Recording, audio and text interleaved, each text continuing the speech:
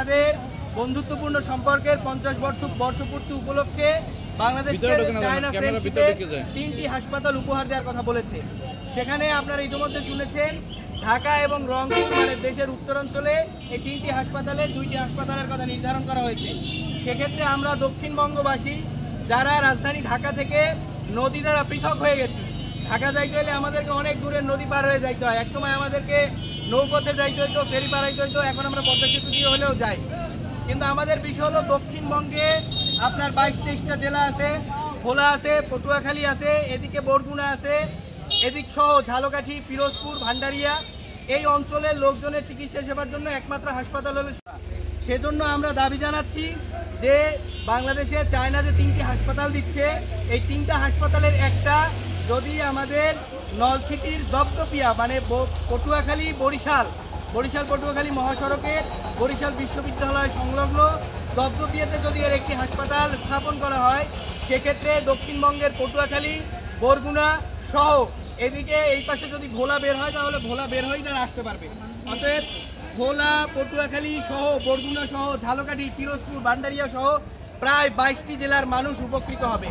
এবং তিনটি হাসপাতালের 3টি যদি চট্টগ্রাম এবং উত্তরাঞ্চলের ঢাকায় চলে যায় তাহলে দক্ষিণবঙ্গ কেন বৈষম্যের শিকার হবে, ঠিক কিনা বলেন? অতএব বৈষম্যমুক্ত বাংলাদেশে এখন আবার বৈষম্য হবে এটা আমরা কোনোভাবেই চাই না। সেজন্য আপনারা জানেন নলছিটি যার চীনের সাথে একটি ঐতিহ্যবাহী সম্পর্ক রয়েছে, যে সম্পর্ক অন্তত 1500 বছর পুরনো।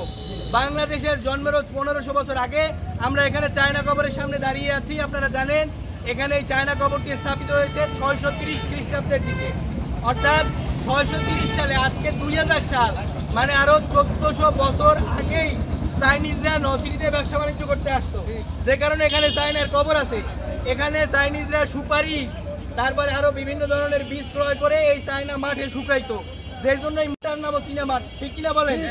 তাইলে আমাদের যদি 1500 বছর পুরনো চীনা মাঠ থাকে, যদি 1500 বছর পুরনো চীনা কবর থাকে, তাহলে বরিশালের মধ্যে নলছিটির অগ্রাধিকার পাওয়ার কথা কি কথা না বলে?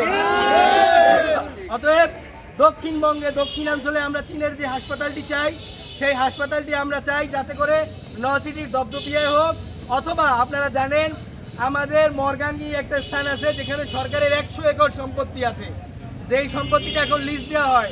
আমরা সরকারের কাছে দাবি জানাবো, আমরা স্বাস্থ্য মন্ত্রণালয়ের কাছে দাবি জানাবো এবং আমরা এই মানববন্ধনের পরে চীনা রাষ্ট্রদূত, চীনা দূতাবাস পর্যন্ত আমরা আজকে লিখিতভাবে জানাবো, যাতে করে প্রয়োজনে আমাদের সেই 100 একর সরকারি সম্পত্তি যেটা কিনতে কোনো টাকা লাগবে না, কয়েকশো কোটি টাকা বেঁচে যাবে, সেই জায়গাটা ভরাট করে যাতে এই চীনা হাসপাতালটা এখানে স্থাপন করা হয়। আমরা সবাই আমাদের দাবির সাথে একমত।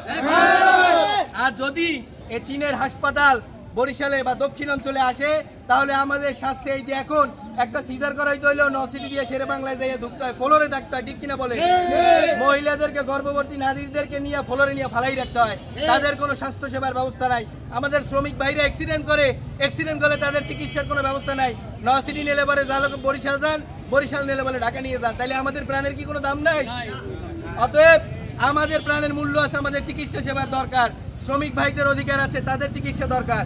সেই জন্য আমরা আপনাদের সহ আমরা সবাই আজকে ঐক্যবদ্ধভাবে দাবি জানাচ্ছি চীনের 3টি হাসপাতালের একটি বরিশালে চাই।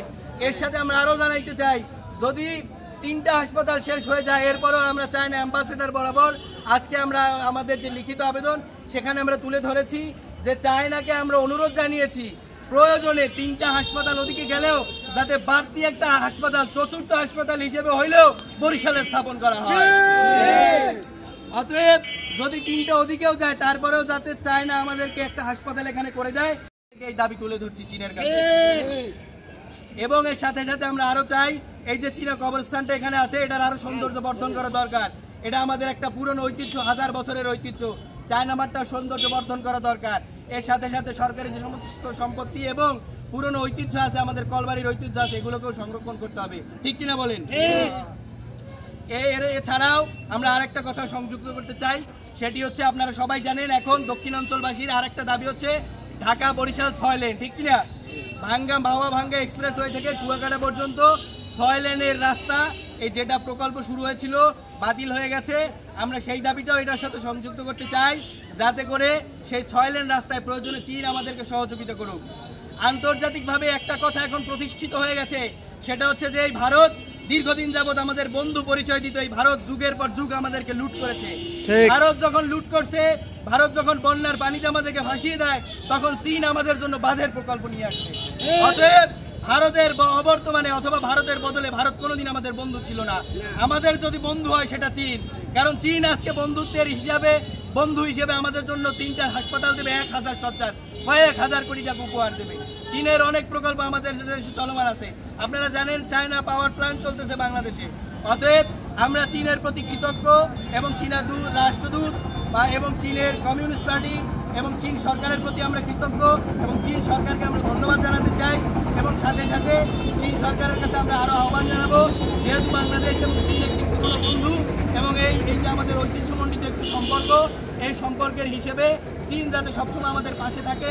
ঢাকা থেকে কুয়াকাটা পর্যন্ত 6 লেন রাস্তায় যাতে চীন আমাদেরকে সহযোগিতা করে এবং চীনের উপহারের যে 3টি হাসপাতাল, এই 3টি হাসপাতালের একটি যাতে অবশ্যই বরিশাল এবং বরিশালের দপদপিয়া এবং নলছিটিতে স্থাপন হয়, এটা আমাদের সবার দাবি, ঠিক কিনা বলে? অতএব আমরা আজকে এই কথা বলে আমি আমার বক্তব্য শেষ করছি। আপনারা যদি চান আপনারা কেউ কথা বলতে পারেন।